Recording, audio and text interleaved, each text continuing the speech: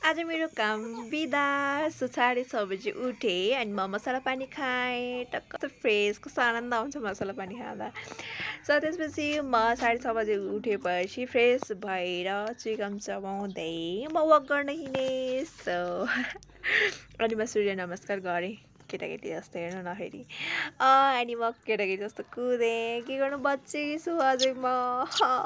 अनि त्यसपछि बच्चा जस्तै छु नि त होइन, अब के गर्नु।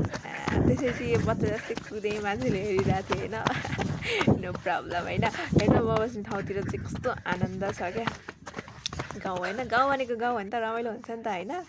अनि थकै लाग्यो अनि बिस्तारै हिँडेँ म।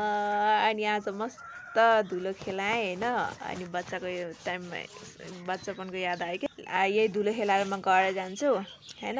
टक्क धुलो खेलाएँ, अब चाहिँ म घर जान्छु। भिडियोलाई चाहिँ लाइक गरिदिनु होला ल। मेरो सानो सानो भिडियो हो। सो लाइक गरिदिनु, कमेन्ट गरिदिनुहोस्। अनि हेर्नु न कस्तो राम्रो फुलहरू फुलिरहेको छ। अनि मैले टक्क फेरि फोटो पनि खिचिदिइहालेँ। हेर्नु कस्तो देखिरहेछ ल। बाई बाई साथीहरू।